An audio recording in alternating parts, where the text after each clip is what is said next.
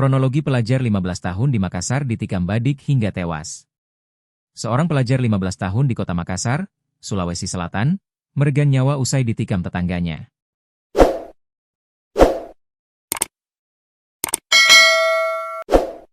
Peristiwa tragis itu terjadi di Jalan Baji Pamai, Kecamatan Mamajang, Kota Makassar, Senin, 6 April 2026.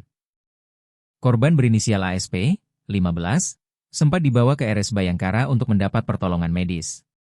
Namun, takdir berkata lain. Pelajar kelahiran 12 Januari 2011 itu, dinyatakan telah pergi untuk selama-lamanya.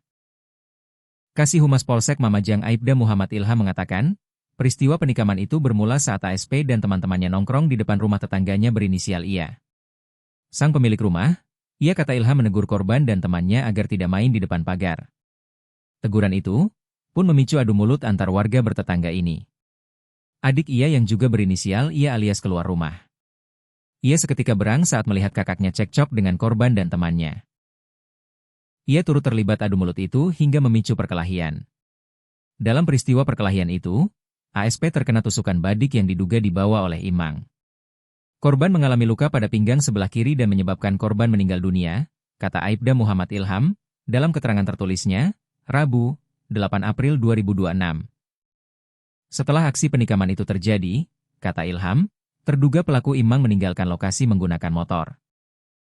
Namun, keberadaannya terendus polisi saat berada di Jalan Perintis Kemerdekaan, Makassar. Anggota Resmob menuju ke tempat yang dimaksud dan berhasil mengamankan pelaku selanjutnya ujarnya. Pantauan tribun-timur.com, di Polsek Mamajang, Selasa, 7 April 2026, malam. Pelaku tampak diinterogasi penyidik mengenakan kaos biru lengan panjang. Dalam interogasi itu, ia mengakui perbuatannya telah menikam korban. "Oh, sering kumpul dekat rumahmu, sudah sering kau kasih tahu dia. Kan bisa disampaikan baik-baik," ucap penyidik mengawal jawaban ia. Ia juga mengaku telah mengetahui kondisi korban ASP yang sudah meninggal dunia.